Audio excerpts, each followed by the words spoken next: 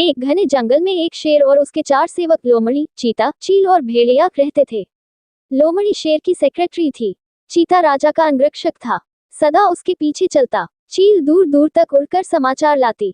भेड़िया गृह मंत्री था, उनका असली काम तो शेर की चापलूसी करना था। इस काम में चारों माहिर थे, इसलिए जंगल के दूसरे जानवर उन्हें चापलूस मंडली कहकर पुकारते थे। शेर शिकार करता, जितना खा सकता वह खाकर बाकी अपने सेवकों के लिए छोड़ जाया करता था। मजे में चारों का पेट भर जाता। एक दिन चील ने आकर चापलूस मंडली को सूचना दी, दोस्तों, सड़क के किनारे एक ऊंट बैठा है। भेड़िया चौंका, ऊंट किसी काफिले से बिछड़ गया। चीते ने जीभ चटकाए, हम शेर को उसका शिकार करने को राजी कर ले तो कई दिन दावत उड़ा सकते हैं। लोमड़ी ने घोषणा की, यह मेरा काम रहा। लोमड़ी शेर के पास गई और अपनी जुबान में मिठास घोलकर बोली, महाराज, दूत ने खबर दी है कि एक ऊंट सड़क किनारे बैठा है। मैंने सुना है कि मनुष्य के पाले जानवर का मांस का स्वाद ही कुछ और होता है। बिल्कुल राजा महाराजाओं के काबिल। आप आज्ञा दे तो आपके शिकार का ऐलान कर दूं। शेर लोमड़ी की मीठी बातों में आ गया और चापलूस मंडली के साथ चील द्वारा बताई जगह जा पहुंचा। वहां एक कमजोर सा ऊंट सड़क किनारे निढाल बैठा था। उसकी आंखें पीली पड़ चुकी थीं। उसकी हालत देखकर शेर ने पूछा, क्यों भाई, तुम्हारी यह हालत कैसे हुई? ऊंट कराहता हुआ बोला, जंगल के राजा, आपको नहीं पता कि इंसान कितना निर्दयी होता है। मैं एक ऊंटों के काफिले में एक व्यापार माल ढो रहा था। रास्ते में मैं बीमार पड़ गया, माल ढोने लायक नहीं रहा। उसने मुझे यहाँ मरने के लिए छोड़ दिया। आप ही मेरा शिकार कर मुझे मुक्ति दीजिए। ऊंट की कहानी सुनकर शेर को दुख हुआ। उसके दिल में राजाओं जैसी उदारता दिखाने की बात आई। शेर ने कहा, ऊंट, तुम्हें कोई जंगली जानवर नहीं मारेगा। मैं तुम्हें अभय देता हूँ, तुम हमारे साथ चलोगे और उसके बाद हमारे साथ ही रहोगे। चापलूस मंडली के चेहरे लटक गए। भेड़िया फुसफुसाया, ठीक है, हम बाद में इसे मरवाने की कोई तरकीब निकाल लेंगे, फिलहाल शेर का आदेश मानने में ही भलाई है। इस प्रकार ऊंट उनके साथ जंगल में आया। कुछ ही दिनों में हरी घास खाने व आराम करने से वह स्वस्थ हो गया। शेर के प्रति वह ऊंट बहुत कृतज्ञ हुआ। शेर को भी ऊंट का निस्वार्थ प्रेम और भोलापन भाने लगा।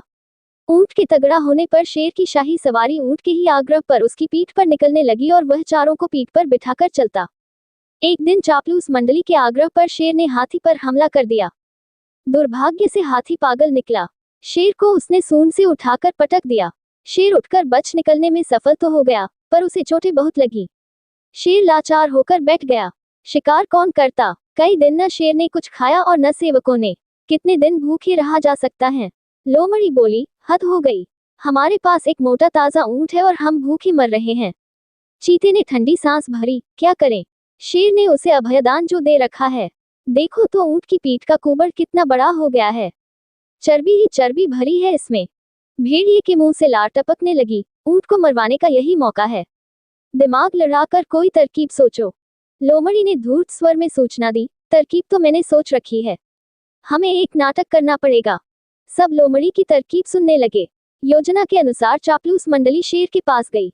सबसे पहले चील बोली, महाराज, आपको भूखे पेट रहकर मरना मुझसे नहीं देखा जाता। आप मुझे खाकर भूख मिटाए। लोमड़ी ने उसे धक्का दिया, चल हट, तेरा मांस तो महाराज के दांतों में फंसकर रह जाएगा। महाराज, आप मुझे खाए। भेड़िया बीच में कूदा, तेरे शरीर में बालों के सिवा है ही क्या? महाराज मुझे अपना भोजन बनाएंगे। अब चीता बोला, नहीं, भेड़िए का मांस खाने लायक नहीं होता। मालिक, आप मुझे खाकर अपनी भूख शांत कीजिए। चापलूस मंडली का नाटक अच्छा था। अब ऊंट को तो कहना ही पड़ा, नहीं महाराज, आप मुझे मारकर खा जाए। मेरा तो जीवन ही आपका दान दिया हुआ है। मेरे रहते आप भूखों मरें, यह नहीं होगा।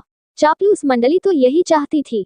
सभी एक स्वर में बोले, यही ठीक रहेगा महाराज। अब तो ऊंट खुद ही कह रहा है। चीता बोला, महाराज, आपको संकोच न हो तो हम इसे मार दें। चीता व भेड़िया एक साथ ऊंट पर टूट पड़े और ऊंट मारा गया।